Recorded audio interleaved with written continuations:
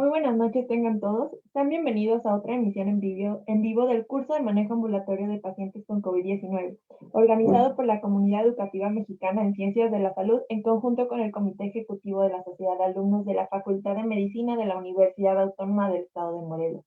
Esto es con la intención de promover e incentivar la correcta información entre médicos, con la finalidad de tener una sana cultura y hacer de la divulgación científica un hábito y una necesidad.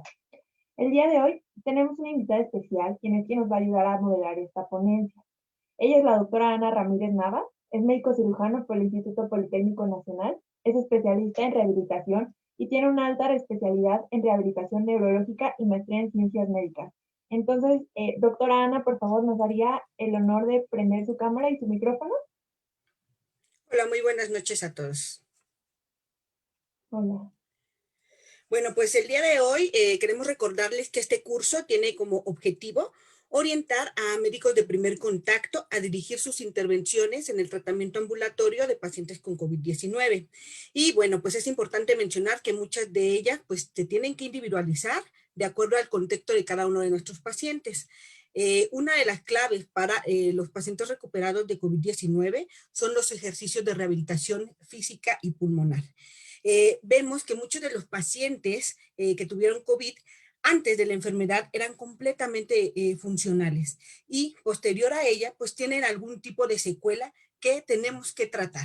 ¿Por qué? Porque los pueden limitar desde sus actividades básicas de la vida diaria hasta actividades más complejas, su integración a su vida laboral, a su vida social. Entonces, es muy importante brindarles una atención oportuna a los pacientes y prevenir la discapacidad.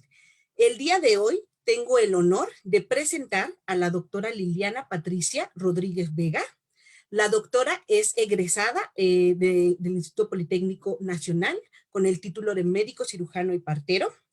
Tiene una especialidad en rehabilitación por el Instituto Nacional de Rehabilitación Luis Guillermo Ibarra. Actualmente es adscrita en esta institución y también es médico de apoyo voluntario en el Departamento de Fisioterapia del Instituto Nacional de Ciencias Médicas y Nutrición Salvador Subirán. Participa en el área de rehabilitación de cuidados intensivos y hospitalizado durante la pandemia de COVID desde mayo del 2020 hasta la fecha. Doctora, buenas noches. Si nos puede abrir su micrófono, su cámara y compartir su pantalla, por favor. Hola, ¿qué tal? Buenas noches. Le cedo la palabra. Hola, muy buenas noches. Agradezco mucho esta invitación que abre oportunidad a dar a conocer aún más la labor del equipo de rehabilitación en cualquiera de las instituciones o instancias donde podamos tener alcance a estos pacientes que ahora por esta pandemia han suscitado, han surgido situaciones de importancia o donde la discapacidad se ha manifestado de una manera muy tangible, donde quizá muchos que no conocían el ámbito de la rehabilitación pueden tener ahora acercamiento, conocimiento, prepararse y poder ayudar a los pacientes a los cuales nos estamos enfrentando día con día y que además tienen una expresión clínica muy amplia. Entonces, la intención de esta noche justamente es poner en la mesa todos los objetivos que la rehabilitación puede alcanzar a través de un equipo multidisciplinario, que creo que también eso es algo valioso en nuestro quehacer como equipo de rehabilitación o médicos rehabilitadores, donde podemos estar en contacto estrecho con especialistas de diversa índole, no solo médicos, sino personal de fisioterapia, personal de inhaloterapia, enfermería, trabajo social, etcétera, y con el paciente mismo y su entorno. Voy a compartir mi pantalla.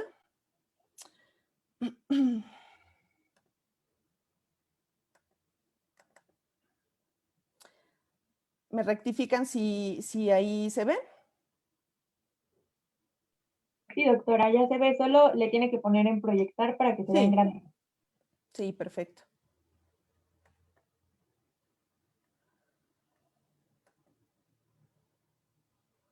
Muy bien, entonces agradezco la presentación y a propósito de poder hablar de qué es la rehabilitación, pues bueno, La rehabilitación no solamente comprende lo que quizá al principio se nos viene a la mente en este contexto del COVID-19, el ejercicio como tal, sino son todas las intervenciones diseñadas para optimizar el funcionamiento y reducir la discapacidad en individuos con condiciones de salud, en este caso enfermedades agudas o crónicas, que impactan en la interacción con su entorno.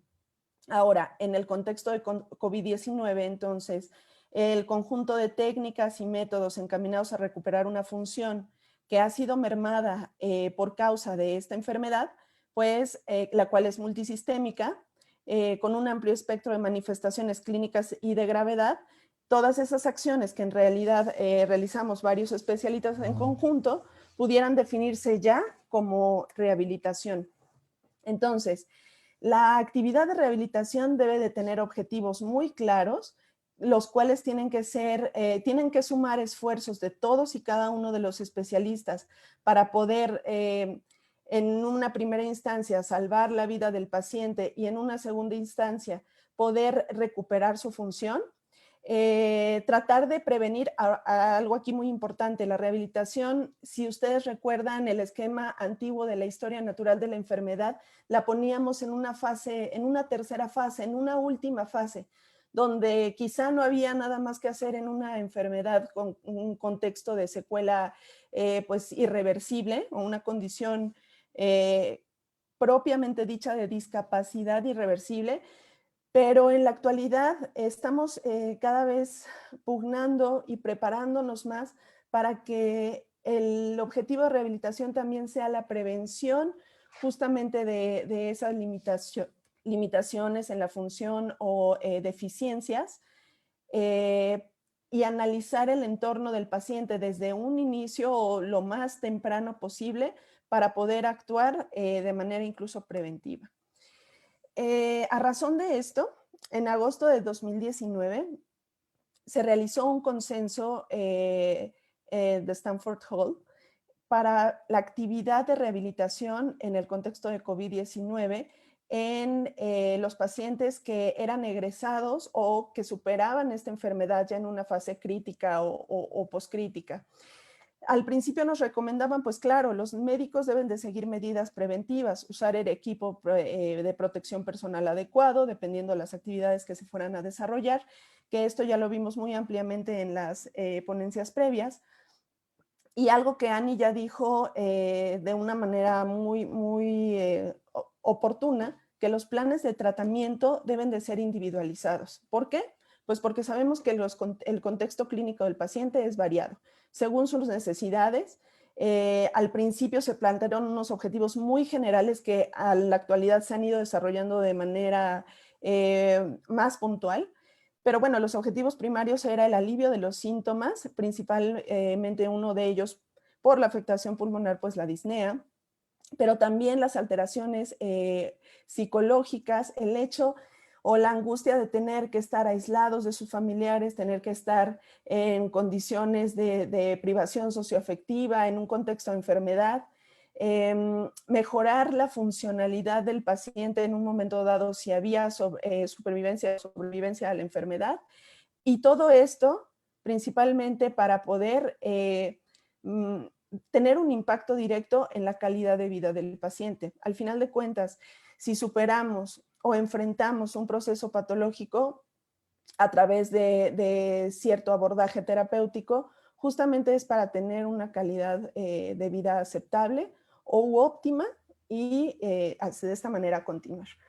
Ahora, los pacientes deberán de ser evaluados durante todo el proceso de rehabilitación. Sí, vamos a ver en qué momento iniciar y cuáles son las mediciones, porque las mediciones son importantes para poder ir verificando esa evolución adecuada a nuestra intervención. Y algo muy importante y que siempre es oportuno otorgar a los pacientes es la educación sobre su condición, las estrategias sobre cómo manejar la recuperación.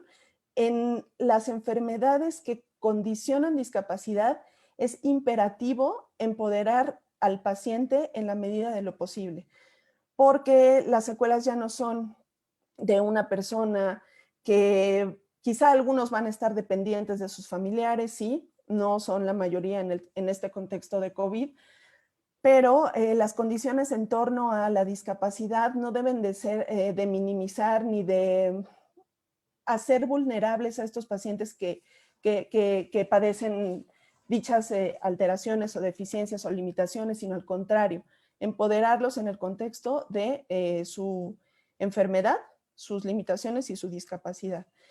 Una pregunta que habían hecho en ocasiones previas era ¿cuándo comenzar? Y bueno, el Instituto Nacional para la Excelencia de la Salud y Atención nos recomienda que el abordaje de rehabilitación debe realizarse en los primeros 30 días a partir del inicio de los síntomas, que es cuando va a haber un mayor impacto, sobre todo desde el punto de vista de poder evaluar las probables deficiencias o limitaciones que el paciente pudiera tener en un momento dado en un corto plazo, pudiendo establecer así un pronóstico rehabilitatorio temprano. Y pues sabemos que estos pacientes, esos primeros 30 días pueden corresponder a pacientes que están en la unidad de cuidados intensivos o pacientes que entraron directamente a hospitalización sin requerir un soporte ventilatorio. No es a lo mejor el tema del día de hoy, sino pues nos enfocamos en los pacientes ambulatorios. ¿Y qué pasa aquí? Las recomendaciones generalmente que se están manejando es que en el contexto de un paciente ambulatorio deberemos iniciar aproximadamente a las 2 semanas, 2 a 3 semanas del curso de los síntomas. Esto es importante porque, pues, número uno, estamos ante una enfermedad con alto índice infeccioso. Número dos, porque el proceso que se desencadena en la etapa aguda e inflamatoria quizá no nos permita o incluso no sea beneficioso poder realizar algunas intervenciones de rehabilitación y más allá de poder beneficiar al paciente, incluso pudiera ser perjudicial en ese primer curso de la enfermedad, entre la semana 2 y la semana 3. Recordar que pues la semana 2 es entre la semana, final de la semana 1 y final de la semana, inicios de la 2, es crucial para observar también hacia dónde se dirige la severidad, la gravedad de esta enfermedad. Y pues como se ha observado ahora ya, cuando los síntomas permanecen más allá de 3 o incluso hasta 12 semanas, pues podemos hablar ya de un síndrome post-COVID y que muy probablemente el primer contacto que tengan con un paciente ustedes va a ser en este contexto y que estamos ahora ya obligados quizá como médicos de primer contacto a enterarnos cómo poder notificar cuáles son las alteraciones que pudieran generar o que están generando una discapacidad de nuestro paciente en este contexto. Entonces, es importante que en base a la literatura o las observaciones de los expertos, los estudios clínicos que se vayan desarrollando, podamos adoptar las recomendaciones, que en este caso la directriz que vamos a adoptar es la del consenso de Stanford. Entonces, todas estas recomendaciones pues tienen su nivel de evidencia. Vamos a ver que muchos de los niveles de evidencia de estas acciones pues son opiniones de expertos o quizá los estudios en los que fueron basados o desarrollados no tienen el rigor metodológico suficiente, pero este es un área de oportunidad para quienes están cercanos a poder realizar actividad de investigación, podamos fortalecer todas estas actividades en el ámbito de rehabilitación, hablando de todo el personal que constituye el equipo.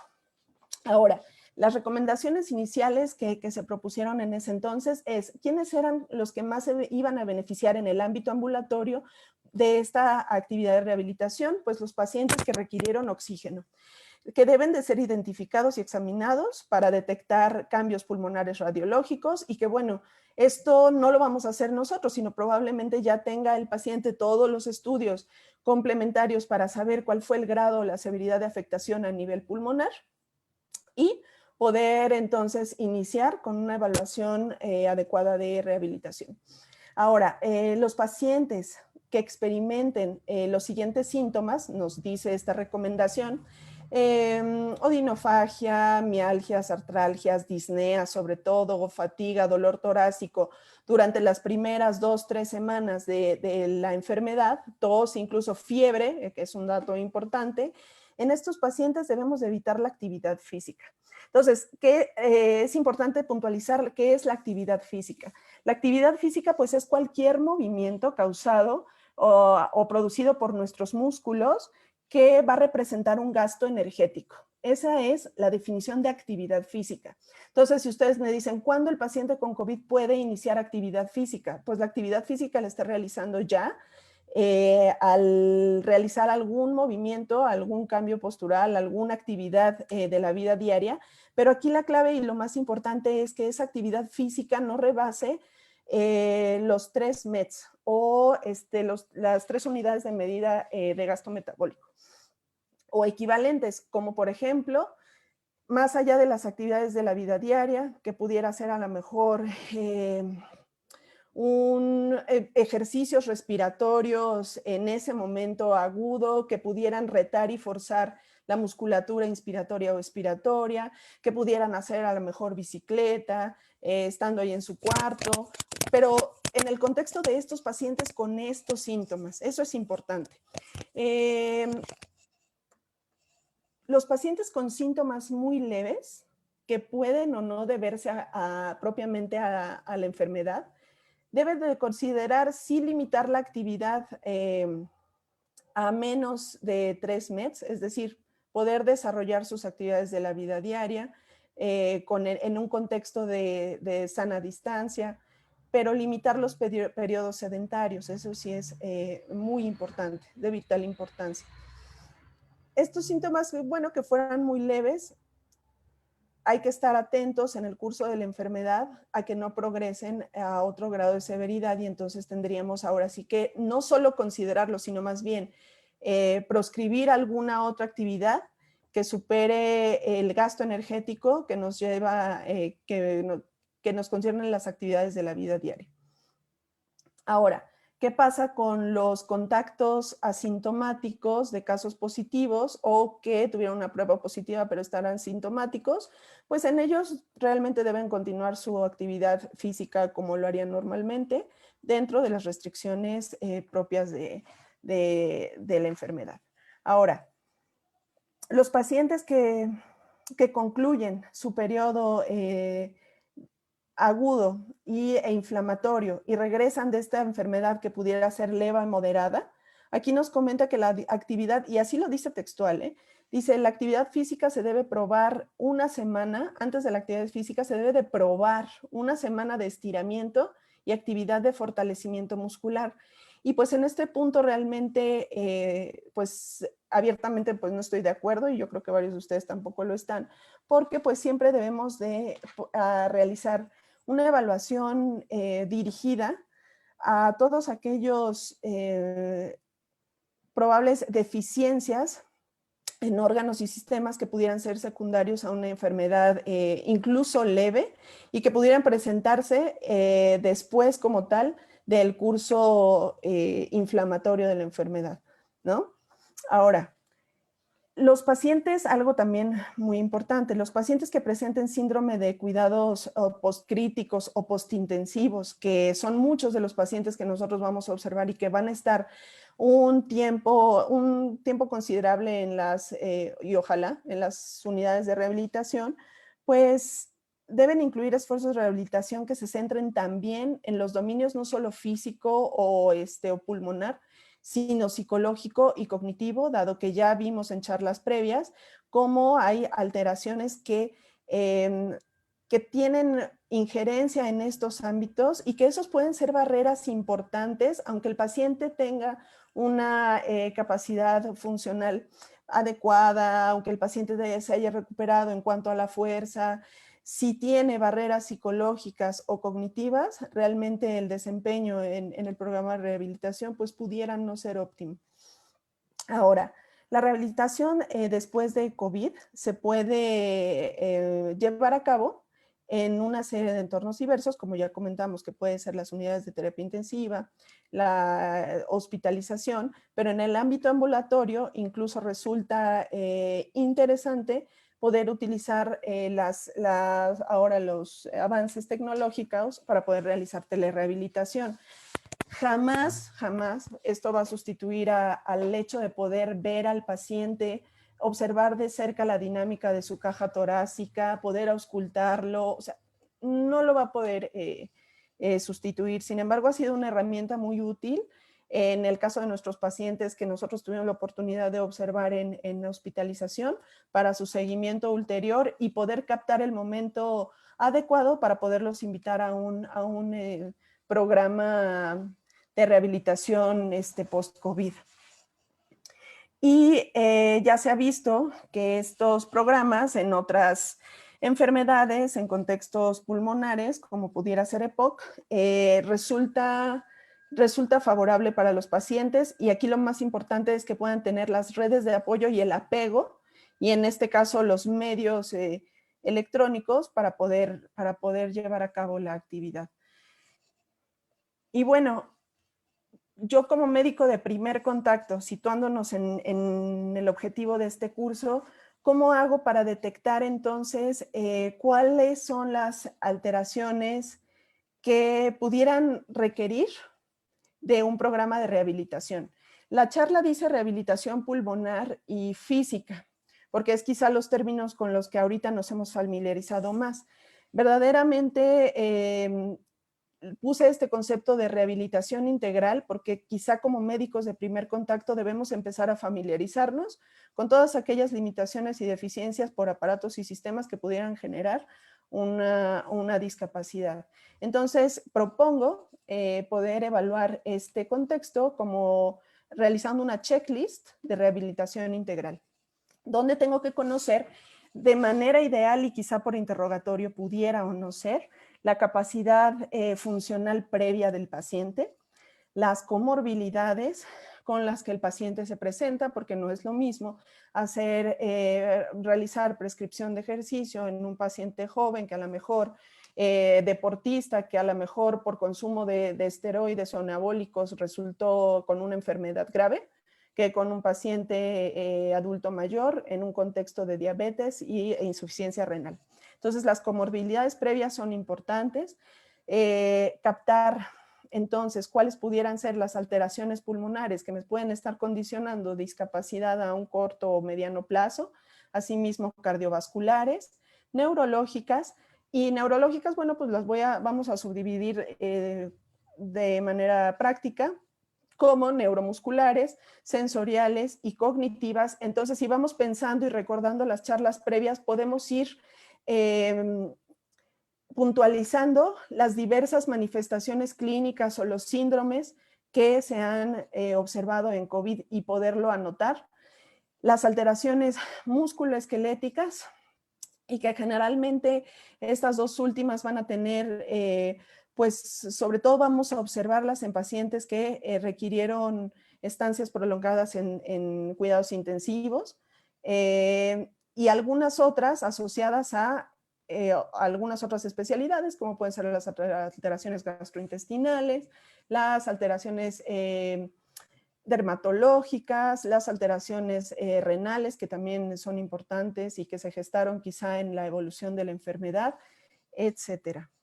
Entonces, este consenso de Stanford nos alude a la rehabilitación pulmonar. Entonces, hablamos de que sí vamos a ver desde el punto de vista a nuestro paciente de una rehabilitación integral, pero conocer que como una sección o como una subespecialidad justo de este mundo de la rehabilitación, pues se reconoce la rehabilitación pulmonar como esa serie de intervenciones multidisciplinarias basadas en la evaluación y el tratamiento personalizados de nuestros pacientes, pudiendo llevar a cabo ejercicios terapéuticos de educación y modificación del estilo de vida, con el objetivo de mejorar la condición física y psicológica de las personas con enfermedades respiratorias. Se ha visto ya con evidencia grado 1, 1A, 1B, en ciertas enfermedades y la enfermedad modelo es EPOC, que sí hay un cambio clínicamente significativo en la sintomatología de los pacientes que están sometidos a un programa de rehabilitación pulmonar para la mejoría de la capacidad funcional y el desempeño adecuado de sus actividades de la vida diaria y traducido en una mejora en la calidad de vida. O sea, esto sí tiene un nivel de evidencia suficiente. Lo que nos toca hacer ahora es traspolarlo, medirlo, estudiarlo y pues publicarlo, ¿no?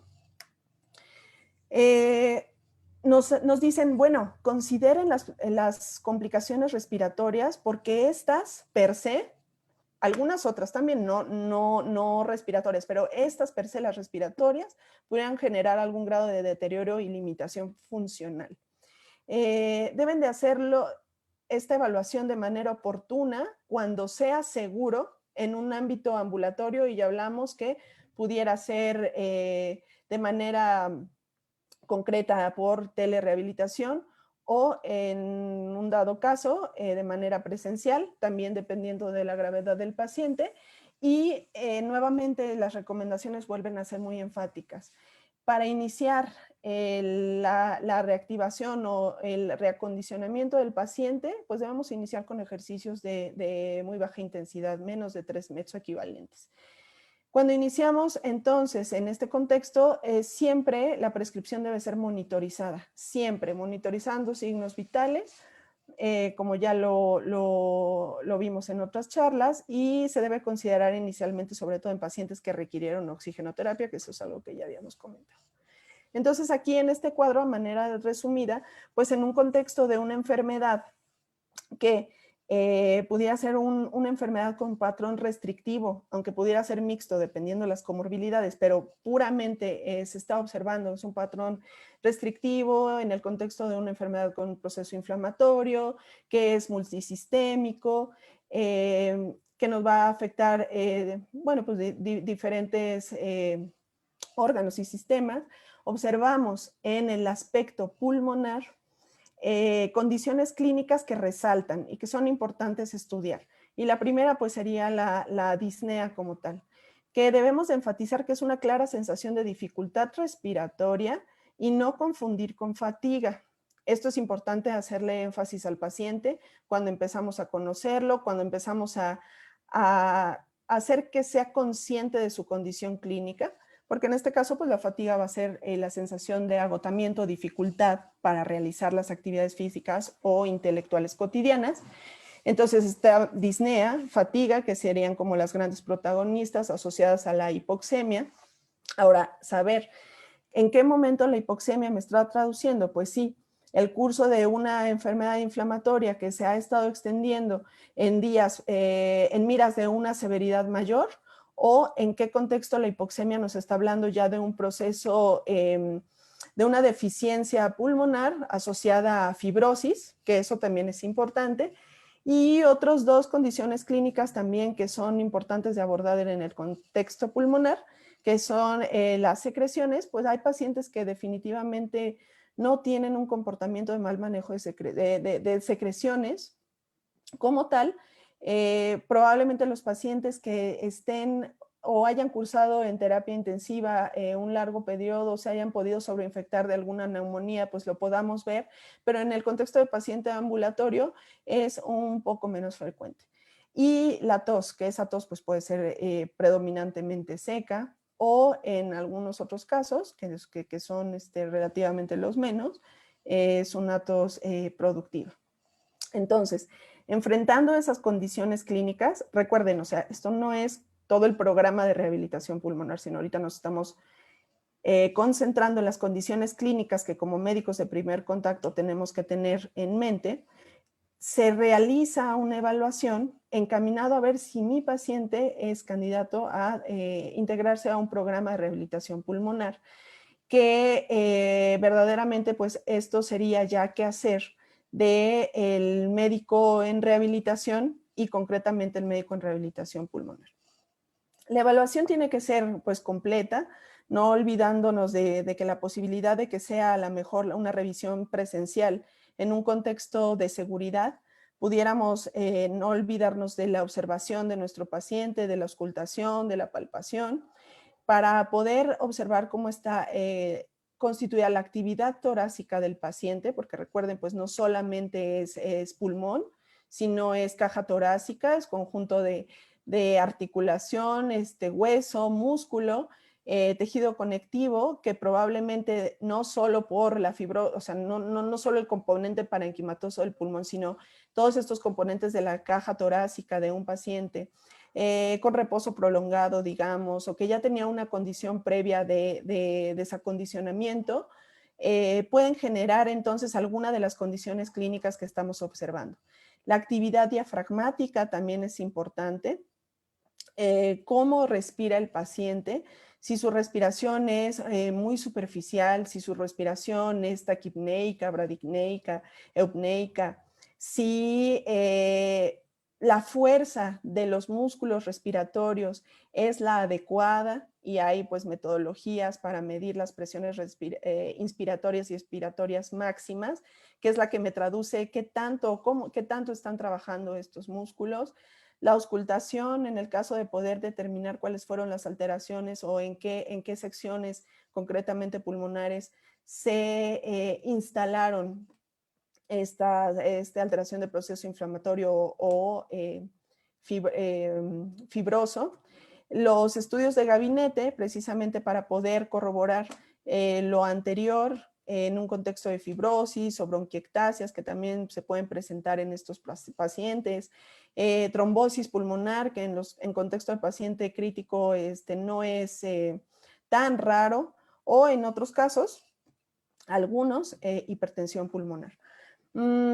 Posteriormente, a lo mejor hay estudios que conviene realizar posterior a las 3 semanas, 6 semanas, 3 a 6 meses después del inicio de los síntomas, como pudiera ser la espirometría, que pues como ya habíamos aclarado, probablemente puedan arrojarnos un patrón restrictivo, pero es importante porque pues no es la única comorbilidad que puede llegar a tener nuestros pacientes.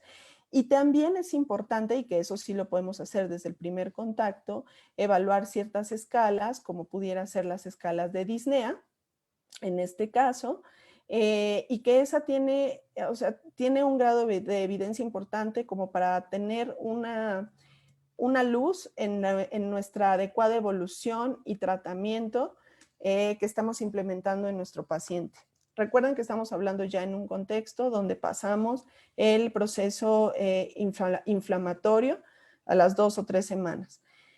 En lo ulterior, pues es importante también ir evaluando la tolerancia al ejercicio, que entonces sí, hablamos ya de ejercicio no solo como una actividad física como lo habíamos mencionado previamente, sino entonces es una actividad que ya tiene un objetivo, que tiene una duración, que tiene una intensidad, que tiene una especificidad y que debe de ser prescrita pues por los especialistas en rehabilitación, ejercicio, ¿no? En este caso, el médico rehabilitador pulmonar, en otros contextos, el médico rehabilitador cardíaco, el fisiólogo pulmonar, etcétera. Fisiólogo del ejercicio, perdón. Y también importante realizar evaluación de la calidad de vida. En el contexto de enfermedades pulmonares, el cuestionario de St. George ustedes léanlo. Voy a tratar de compilar estos cuestionarios y escalas para podérselos compartir. Y nos habla de qué tanto ha afectado esta enfermedad a los pacientes con alteración pulmonar en un contexto de calidad de vida. Ahora, el abordaje terapéutico pues es diverso. Ya habíamos hablado que no solamente es físico, sino que debe ser psicológico, que debe ser cognitivo, y de eso iremos hablando un poquito más adelante, pero había la inquietud en pláticas previas, pues de la parte del programa de rehabilitación que aludía a los ejercicios respiratorios, por llamarlo así. Entonces, dijimos que en los primeros 14 días, pues realmente no tenía un beneficio mayor el poder retar la musculatura del paciente, porque más allá de poder ayudar en este proceso, pudiera incluso fatigar al paciente que está cursando este proceso inflamatorio. Entonces, no está recomendado en este primer periodo, pero a partir de que podemos evaluar al paciente, ya sea telerehabilitación o de manera presencial, lo primero y más importante es enseñar al paciente a respirar. A esto se le llama, bueno, reeducación respiratoria. Quizá aquí es muy importante que la respiración sea consciente en sus dos ciclos, en su ciclo inspiratorio, en su ciclo expiratorio, que empecemos el músculo, el diafragma, ustedes saben, pues es músculo esquelético. Entonces, que empezamos a realizar una movilidad o una contracción consciente de este diafragma para poder lograr un patrón respiratorio diafragmático. Más adelantito hay un video. En algunos casos nos puede ayudar a modular nuestra expiración, modular el flujo expiratorio a través de, por ejemplo, labios fruncidos. Y eso es lo principal. Lo primero y más importante que sí podríamos hacer, teniendo una adecuada capacitación, empezar a reeducar la respiración y proponer una respiración consciente en nuestro paciente. Más adelante, cuando este paciente ya tiene una adecuada reeducación respiratoria, entonces sí, también una pregunta que había escuchado en alguna de las otras pláticas es ¿qué tanto podemos utilizar algunos instrumentos para poder reeducar esta musculatura? Bueno, ya posteriormente pudiéramos realizar algunas maniobras instrumentadas, pero aquí es muy importante saber y haber evaluado qué está alterado en mi paciente, qué es lo que quiero mejorar. El volumen que inspira, el volumen que expira, el flujo que está más asociado con la velocidad de cómo mueve ese volumen, o la resistencia, que en caso concreto sería la fuerza de mis músculos.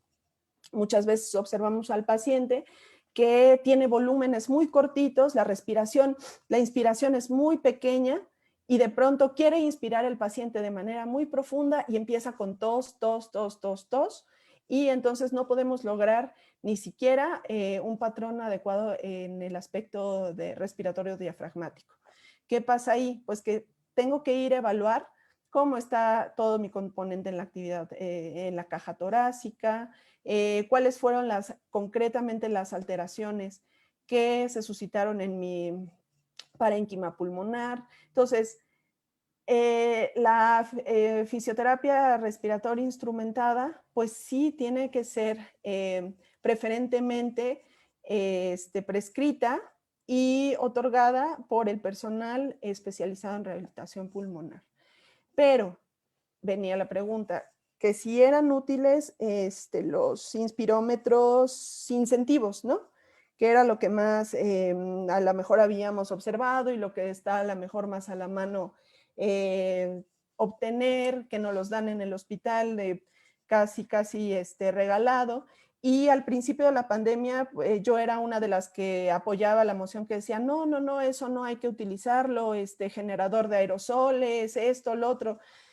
Pero conforme vamos adentrándonos a este conocimiento, conforme tenemos los instrumentos o las herramientas para poder ir consolidando nuestro actuar, pues podemos decir que los inspirómetros o los incentivos son adecuadas herramientas cuando ya hemos reeducado primero la respiración del paciente, cuando ya hemos actuado sobre todos los componentes también musculoesqueléticos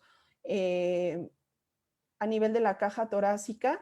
Entonces sí, para tener una retroalimentación pudiéramos utilizar ya un inspirómetro incentivo. Ahora, hay varios tipos de inspirómetro también que en general podemos saber o conocer que hay algunos de volumen y otros de flujo. Generalmente el que conocemos todos es el de las 3 pelotitas, que tiene graduado en cada una de ellas o en cada uno de los canales el volumen por tiempo. Entonces, ahí el flujo nos está hablando de velocidad.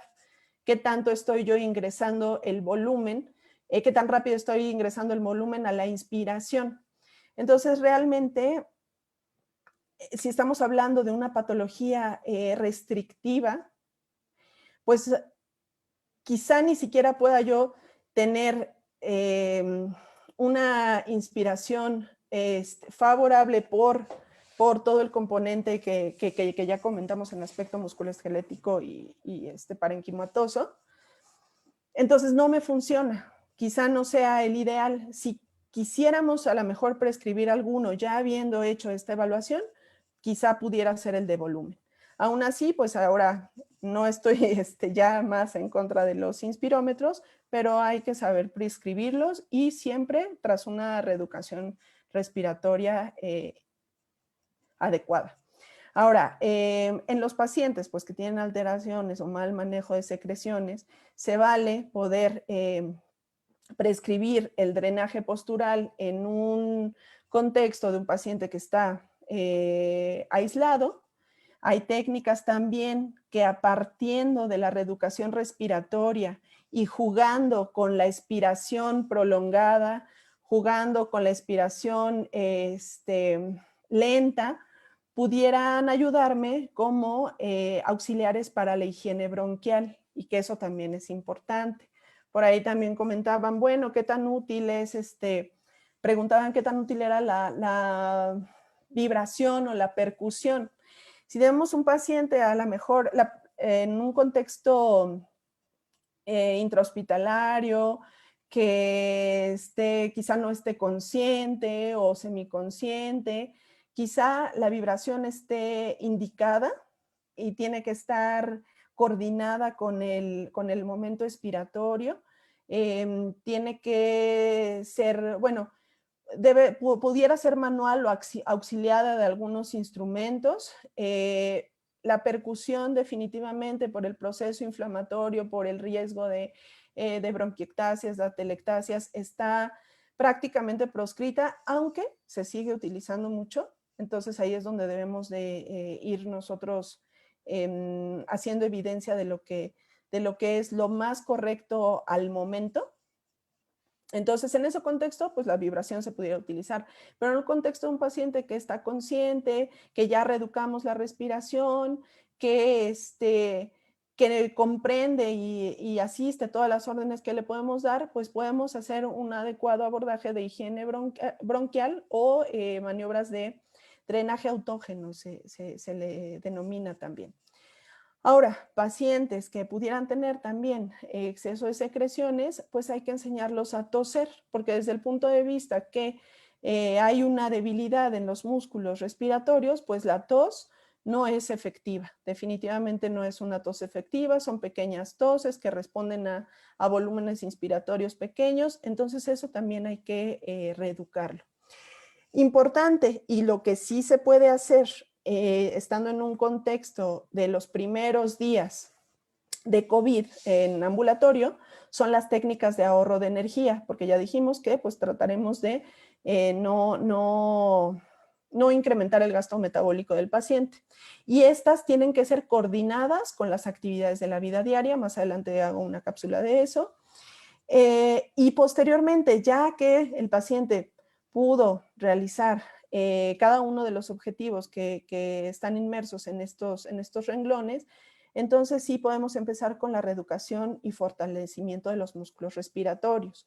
Pero antes de esto, pues debemos saber cómo medir, ¿no? Debemos saber cómo medir la fuerza de la musculatura, y esto es a base de la medición de presiones inspiratoria máxima y expiratoria máxima también.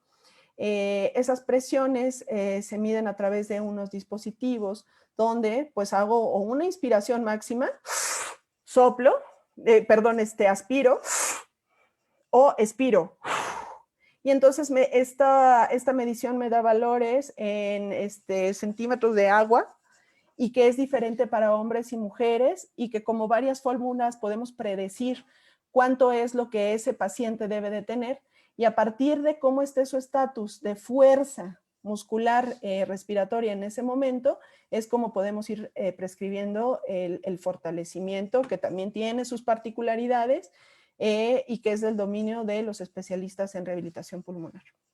Ahora, importante, continuar con el ejercicio terapéutico monitorizado y aquí, con grado de evidencia 1C, la adherencia del paciente es fundamental. Podemos tener un adecuado bagaje anatómico funcional, pero si el paciente no tiene adherencia, pues no nos sirve de nada nuestra prescripción, por más apegada a la evidencia que sea, ¿no? Y entonces les comentaba que era importante evaluar los síntomas a través de escalas medibles que son realmente muy sencillas y que pudiéramos entrenar al paciente para que las comprendiera, y dos de ellas, y que son muy importantes, es la escala modificada de la Medical Research Council, que nos habla de la disnea, que son 4 grados, donde la disnea solo es ante la actividad física muy intensa, que sería el grado 0, y el grado 4 es una disnea que al realizar mínimos esfuerzos de la actividad diaria, digamos, actividades menos de 3 METs, ya se presenta, ¿no? Y en un contexto de ejercicio terapéutico, entonces mediremos esta disnea a través de Borg, donde en un reposo pues el paciente no se siente nada cansado y así conforme va progresando el esfuerzo puede llegar a sentir muy cansado. Las prescripciones de ejercicio terapéutico de manera inicial,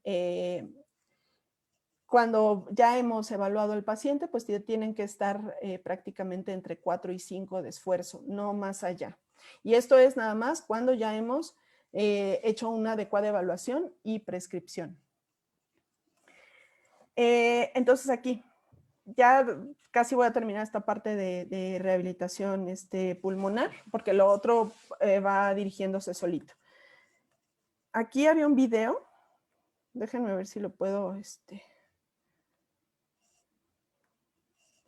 proyectar rápidamente y que lo pueden encontrar ustedes en el canal del INER. Aquí abajo les dejo la liga, donde podemos empezar a practicar el patrón respiratorio adecuado y que sí pudiéramos entonces poderlo prescribir al paciente en el momento oportuno. Nos enseñan primero cómo coordinar e identificar el momento inspiratorio y después coordinar el momento expiratorio y con la mano cuando baja, hace un movimiento hacia abajo y hacia adentro, podemos ayudar un poco a dirigir este patrón diafragmático, dar un apoyo, un soporte o un estímulo sensorial y propioceptivo para poder coordinar adecuadamente el momento de inspiración y expiración. Y en ese momento estamos viendo la expiración con labios fruncidos, que nos puede ayudar en un momento dado a poder tener una adecuada higiene bronquial o drenaje autógeno con otras técnicas que también ya después les compartiré. Y en cuanto a las técnicas de ahorro de energía, lo que ya habíamos mencionado, que sí tenemos que prescribir al paciente en el aspecto de las primeras semanas de COVID, pues incluyen métodos de medición de la respiración. Estos métodos, que concretamente el patrón diafragmático, se utilizan justamente para el tiempo de deambular.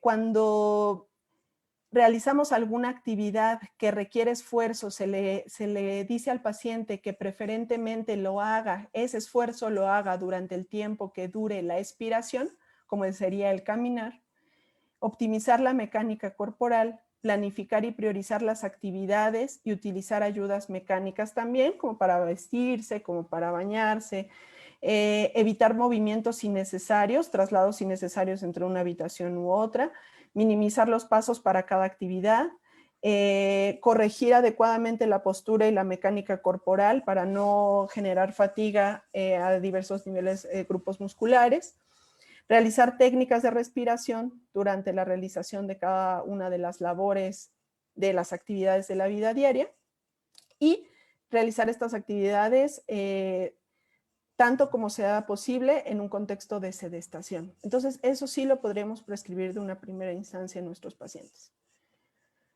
Posteriormente, cuando se ha hecho la evaluación concreta por aparatos y sistemas, y en este caso pues estamos viendo lo ventilatorio, entonces sí, deberemos de realizar la prescripción de ejercicio terapéutico. Y un programa de ejercicio terapéutico debe tener diversos componentes. Debemos de trabajar en la sensibilidad, la reeducación muscular, el fortalecimiento, los músculos respiratorios, el fortalecimiento de los músculos respiratorios y el equilibrio, así como el ejercicio aeróbico. Y esto en cuanto a la pulmonar de manera general. Ahora, las recomendaciones para rehabilitación cardíaca, y de aquí en adelante ya me voy a ir un poquito más rápido. Es importante considerar las deficiencias cardíacas en todos los pacientes después de COVID. Sí, definitivamente los pacientes que pueden o pudieron haber tenido un proceso de miocarditis requieren un reposo un poquito más allá de los pacientes, de otros pacientes que pudiéramos ver en contexto de COVID por el riesgo de insuficiencia cardíaca. Si hay una patología cardíaca asociada previamente, es importante empezar a planificar programas de rehabilitación específicos para esa alteración. Y importante, los pacientes que pudieran regresar a una actividad física o ocupacional exigente, generalmente debe tener un reposo relativo de 3 a 6 meses, dependiendo de la gravedad del antecedente de la miocarditis, y solo pudieran regresar cuando se constatara una FEBI normal, biomarcadores séricos de lesión miocárdica normales también, y descartar arritmias como tal. Y bueno, en la actualidad se han refrescado los consensos mundiales sobre las guías de intervención para la rehabilitación cardíaca, y aquí nada más les dejo 2, donde también el enfoque de mayor evidencia es la prescripción del ejercicio. Y en este caso de la europea, observamos el ejercicio aeróbico con una intensidad del 50 al 80% del VO2 máximo. Aquí pudiéramos nosotros enfocarnos en la frecuencia cardíaca máxima, también un 50 o un 80%, y observamos que también las escalas de medición son importantes en este aspecto. Acuérdense. Doctora, una ¿sí? disculpa, perdón que le interrumpa, pero no se está proyectando, se está viendo como en PowerPoint, si la pudiera proyectar. Okay. Y también, perdón que la moleste, pero un poquito por el tiempo, para que haya espacio para que se hagan las preguntas, que ya hay algunas anotadas, entonces para que no dé tiempo, muy bien. Si pudiera tal vez mencionar un poquito los puntos importantes y compartirnos sus diapositivas para que las puedan revisar más detalladamente después, se lo agradeceríamos mucho. Y aquí los tiempos mínimos necesarios donde veríamos una adecuada prescripción de ejercicio en el contexto pulmonar o cardíaco serían mínimo 6 semanas, y para ver resultados contundentes 12 semanas, cuando menos. Las recomendaciones neurológicas, pues sabemos que la comunicación afectiva, el contacto social y los resultados psicológicos adversos van a estar asociados al apego y desempeño funcional de nuestros pacientes. Es importante detectar cualquier síntoma asociado al sistema neurológico, como tal, central y periférico. Es importante también que los programas de rehabilitación en pacientes que cursaron con alguna complicación neurológica sea multidisciplinaria, y vamos a evaluar diferentes condiciones como pudiera ser dolor, la debilidad, el tono muscular, las alteraciones del equilibrio y las alteraciones sensoriales, y en esto también tenemos escalas de evaluación objetivas que nos van a ayudar a poder cuantificar la evolución y la efectividad de nuestro tratamiento. Y en lo musculoesquelético, igualmente, la limitación articular que pudiera haber causado alguna postura prolongada como el prono, el dolor articular o los puntos gatillos, contracturas musculares y alteraciones posturales, que esto también es muy importante de evaluar. Y en estos dos aspectos, neuromuscular y musculoesquelético, El abordaje terapéutico pues tiene que ser multidisciplinario, pero predominantemente va a competir al personal de fisioterapia y terapia ocupacional el poder abordarlo.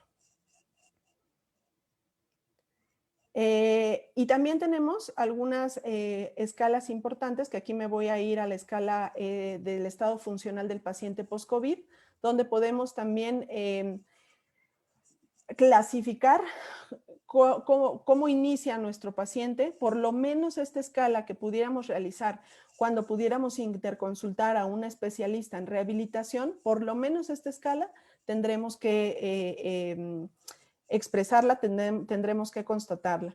Van de 0 a 5 grados o 4 grados más una F, que es el paciente que tuvo un deceso, y la limitación funcional, pues que puede ser sin limitación o una limitación funcional severa en función de diversas actividades de la vida diaria. Por lo menos médicos de primer contacto que ya tuvieron un paciente que cursaron el proceso infeccioso, si es que detectaron en el checklist alguna deficiencia o que pudiera generar discapacidad, por lo menos poder describir la escala de estado funcional post-COVID.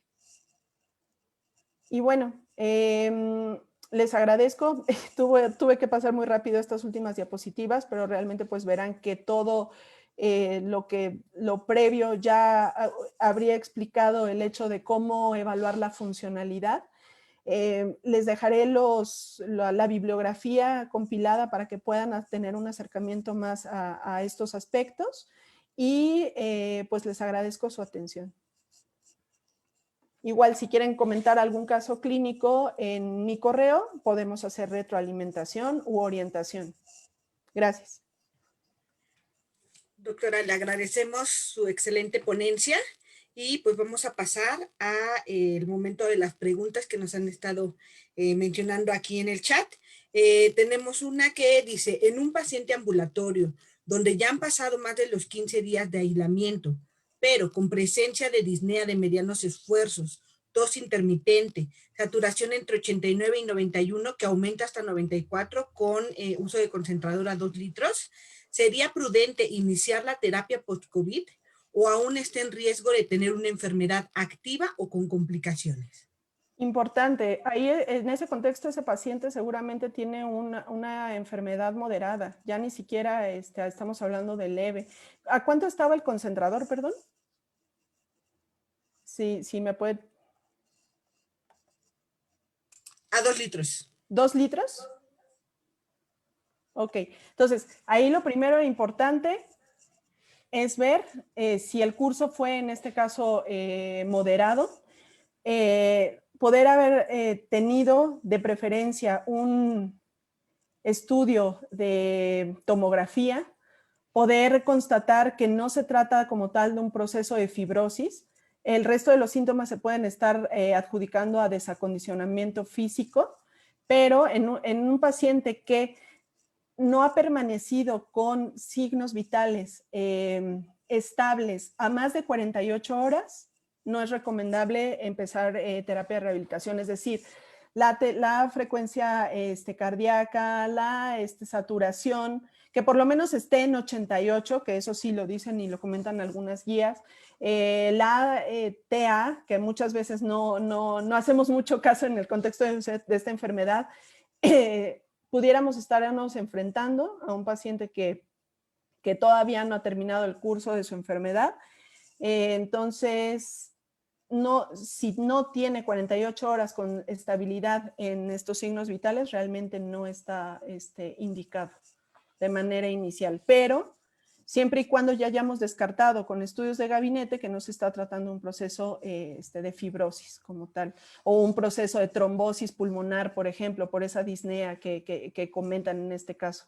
Entonces, más datos clínicos para poder descartar complicaciones posteriores a los primeros 2 semanas de enfermedad.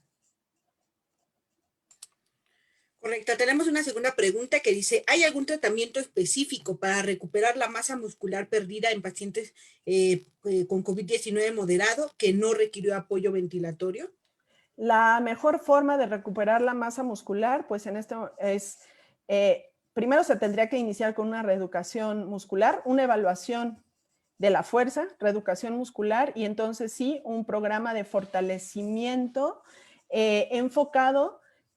Hay programas de fortalecimiento que están enfocados a desarrollar fuerza y programas de fortalecimiento que están orientados a desarrollar masa.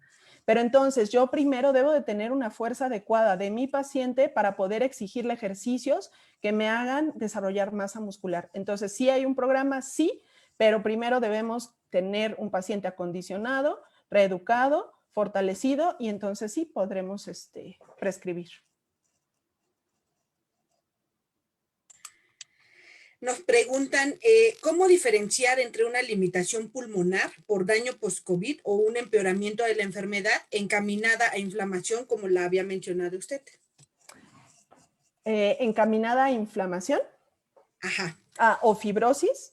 Yo creo que se refieren más a la cuestión al proceso fibrótico. Pues sí, hayan pasado en este caso en un proceso inflamatorio 14, 21 días, podamos realizar una tomografía de control, idealmente, ¿verdad? Podamos tener el comparativo de una previa. Obviamente la auscultación también es importante, los datos de respuesta inflamatoria sistémica y datos de gabinete que pudieran apoyar a que el proceso inflamatorio ya disminuyó, ya no hay marcadores de inflamación como tal bioquímicos y que ya me estoy enfrentando más bien a un proceso fibrótico. En los pacientes que presentaron COVID-19 moderado y grave, ¿qué tiempo es el adecuado para poder medir su capacidad pulmonar con espirometría? ¿Y en qué grupo de edad se presenta una mayor disminución de la capacidad pulmonar secundaria a la fibrosis? La espirometría está indicada a los 3 meses, 3 a 6 meses, así lo dicen ahorita las guías. Y acuérdense que pues, la capacidad pulmonar realmente la espirometría nos dice el patrón, pero para medir en su totalidad las capacidades requerimos algunos otros estudios complementarios.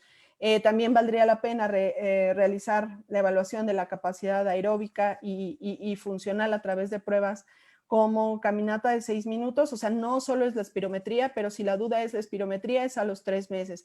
¿Y en qué grupos de edad se presenta más? Pues realmente hemos visto, el grupo de edad es algo heterogéneo en los casos graves, que son los que tenemos un poquito más de experiencia.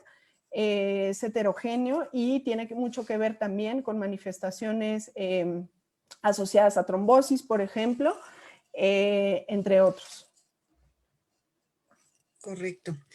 Nos preguntan... Y comorbilidades previas, eso también es importante. Correcto. La rehabilitación pulmonar, ¿por cuánto tiempo se recomienda de acuerdo a la gravedad de la enfermedad? No importa la gravedad, sino siempre y cuando el paciente haya tenido condicionantes o deficiencias pulmonares. Los programas cortos, los más cortos reportados que tienen cierto efecto en los síntomas son de 6 semanas, pero es directamente proporcional al tiempo. Es decir, entonces, por lo menos tiene que ser de 6 a 12 semanas para poder tener un cambio o impacto no solo en la funcionalidad, sino en la calidad de vida. Y acuérdense que el apego y la adherencia al tratamiento del paciente es muy importante. Por supuesto.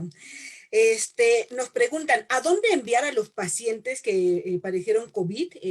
¿A qué centros de rehabilitación tenemos o qué hospitales los podemos ahora sí que enviar o solicitar una interconsulta? Pues hay que investigar.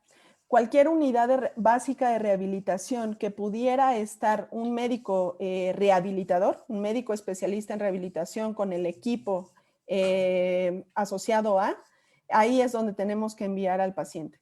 Si al contrario, a lo mejor estamos aquí en Tlalpan, Ciudad de México, y resulta que puedo enviarlo en un protocolo que están desarrollando en el INER o en rehabilitación en el Instituto de Rehabilitación ahorita que está como unidad también de rehabilitación post-COVID, pues qué mejor.